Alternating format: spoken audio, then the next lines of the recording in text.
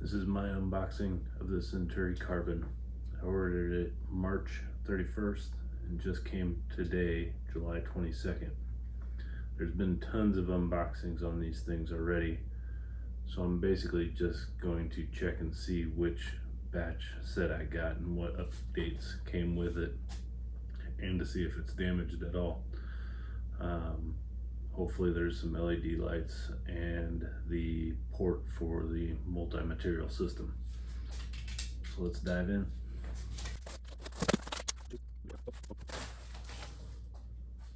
Top glass lid, all in one piece.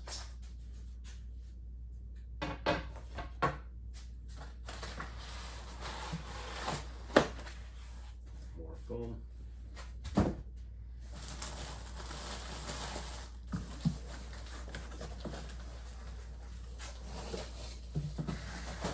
If anybody's wondering, I think the shipping weight was like 40 something pounds, 46 pounds, something like that.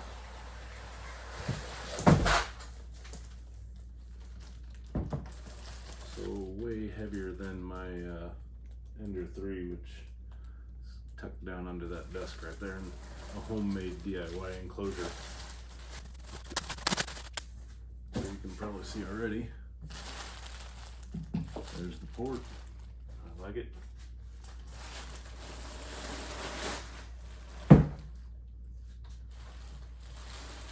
Doesn't look like any of the side panels are dented. Also promising. Front glass intact.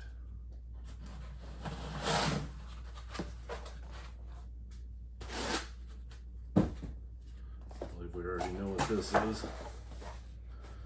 Should be screen. Bull holder, power cable, the always hilarious amount of filament, looks like glue stick, USB, few tools, and the extra fingers to clean off the nozzle.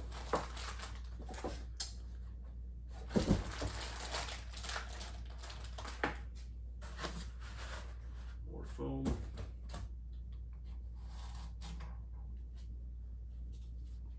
Back there.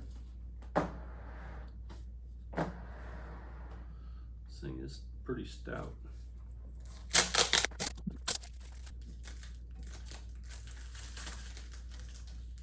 One of the satisfying parts.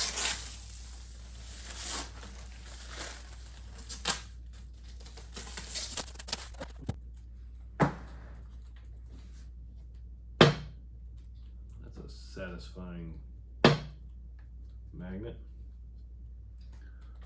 Oh, what's real interesting is it looks like I do have both LED lights, and on the camera itself they actually removed the light itself. I'll get a close-up here in a second, but that's interesting. They finally scrapped that. Figured it wasn't worth the extra effort.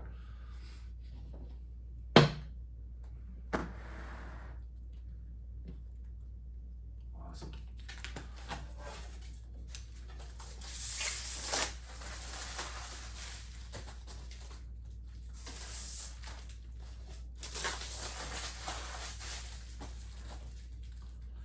I'm not sure yet what upgrades. I'm probably just gonna run a few stuff right out the gate before really seeing what upgrades I want to do. I do want to do a vented riser. I see hundreds of those done. I don't like how they initially look, where they taper in. I really want to see what the multi-material system that they come out with first, to see what type of riser, because I don't know how they're going to build it. I think there's going to be custom risers to fit that maybe later, so I don't want to jump the gun too early. I think right now I'll just remove the top glass as I do PLA and stuff. So, but things are looking very promising. That's easy enough.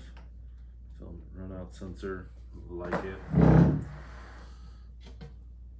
go ahead. See what everybody says about the door already.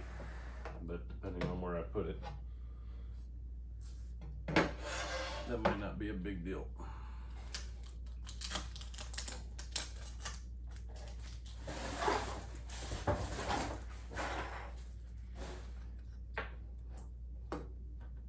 They actually give you quite a bit of cable there.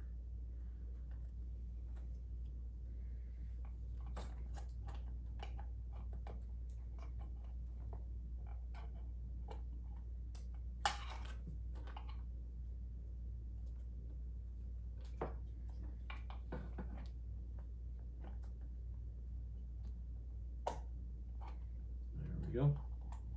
Put that there. Lock that down. Peel that off.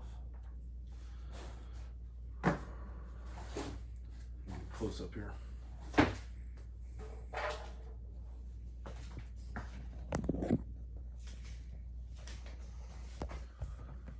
So they basically have that one screw there, one there, and then another one in the back to do, and then of course we got to take this off. Here's an inner look of it, and you can see right here the one notch. This is the interesting part. They don't have the light on there anymore. And then of course this light here on the front. So we'll get these screws removed out of here and we'll try to get this thing powered up.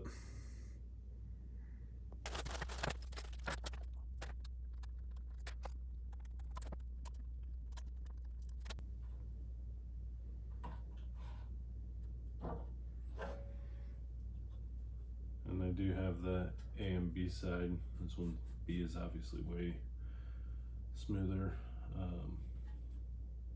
A has a lot more texture for all the other types of filament. I like it. I got the registers in the back to make it easy. So much easier than my ender. That poor ender.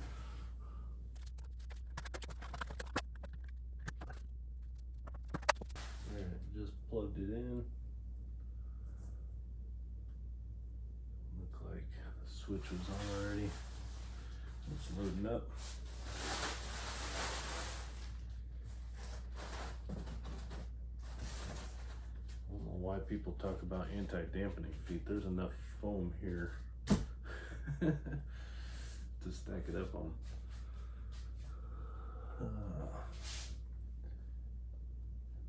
Oh, that's pretty responsive. I like that. Alright. So you use the hex key to remove these screws in the image. Confirm. Ensure that the chamber is free from all foreign objects. I believe so.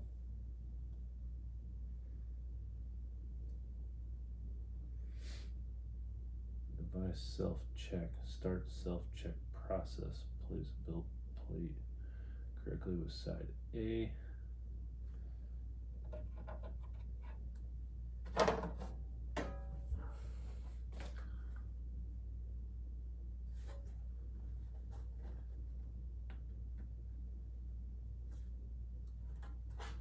Take this piece of tape off of there, just so that's not throwing it off when it does its calibration.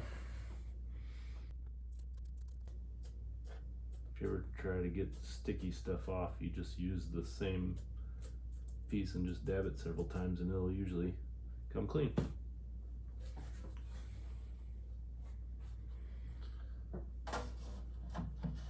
There we go.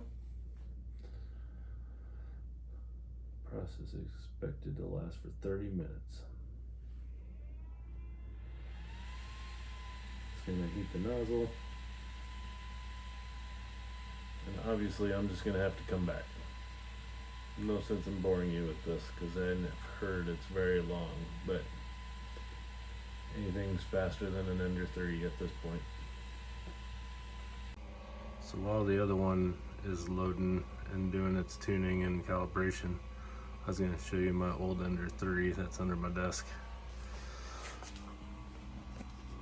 So I built this enclosure to house it, and I got it set up to turn on.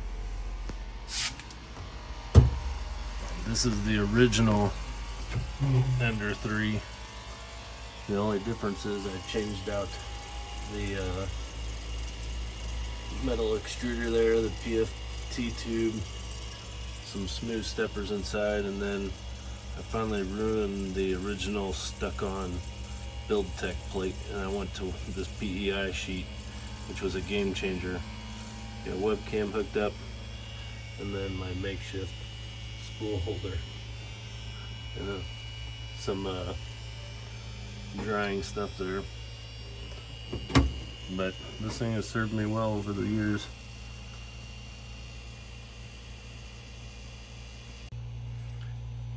Even printed all the handles, the hinges, and these doors. The nice thing about them, they just lifted off when I needed, so I could work on it. Probably should have upgraded the lights to an LED though.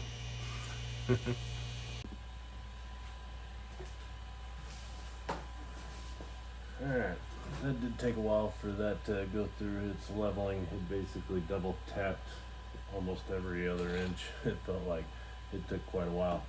But it says everything is completed. Click confirm. Just for curiosity. Lights are on.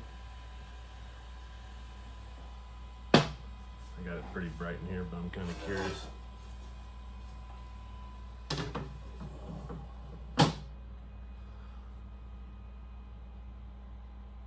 Yeah, that's pretty good.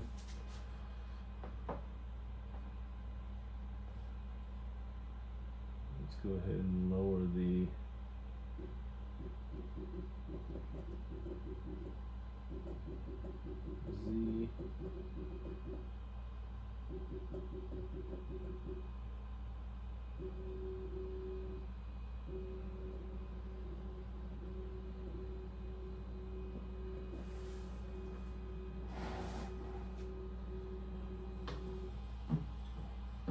So just to give you a sense of how bright that light is, it's pretty good.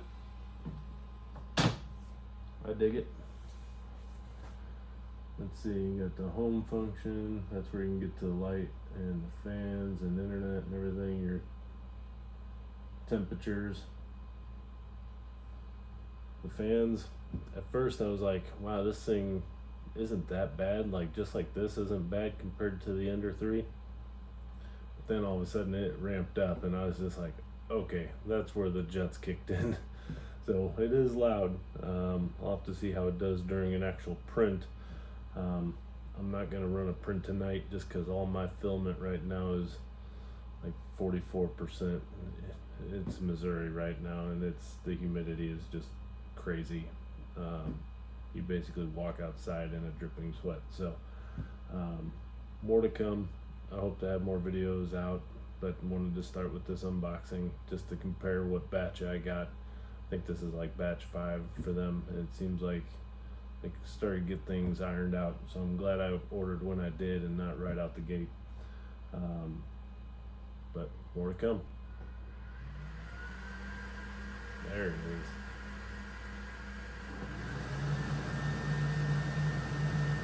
Almost sounds like a quiet shot back. That's how loud it is.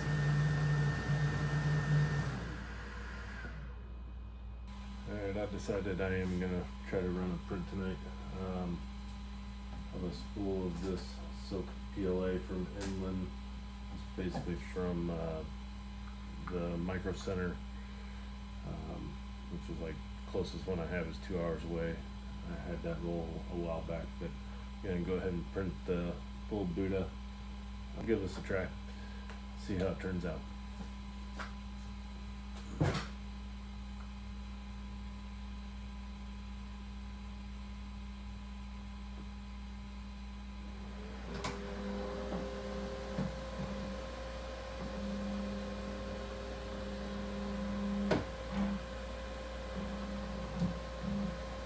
I can see even though it wiped it, there's still a glob right on the nozzle.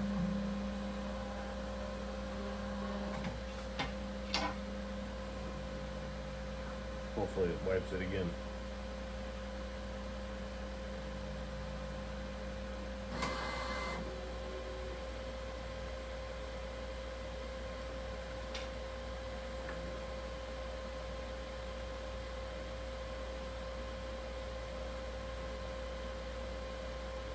says it's preheating.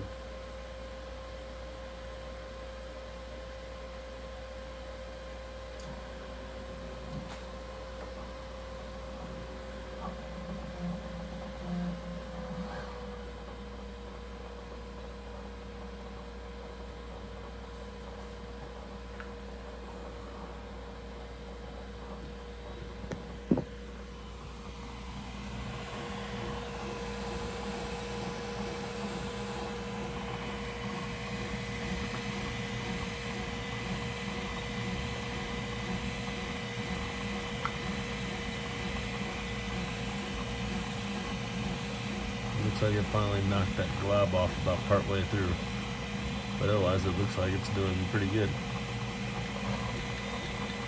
And I think the only reason that glob got left on there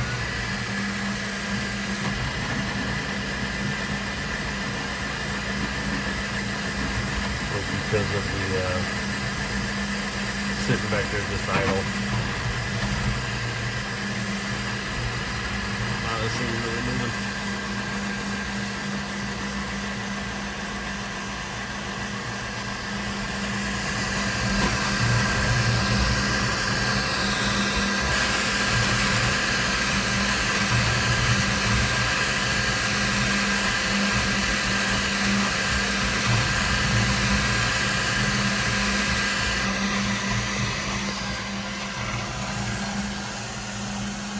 See how much quieter it gets when I close everything up. This thing's still cooking right along.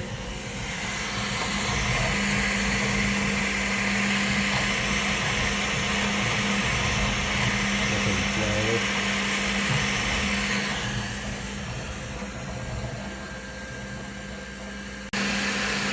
Just about ready.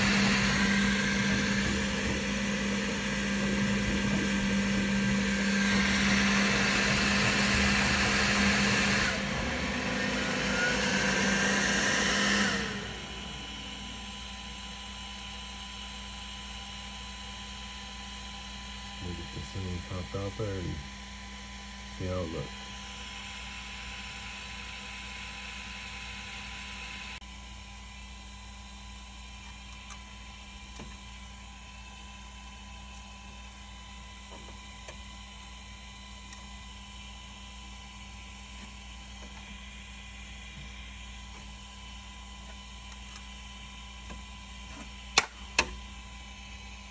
Satisfying pop.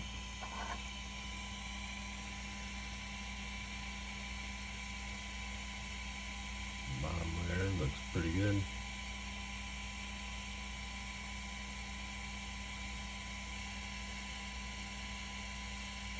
I don't know what the default layer height is on this, but I handled these overhangs and everything just great.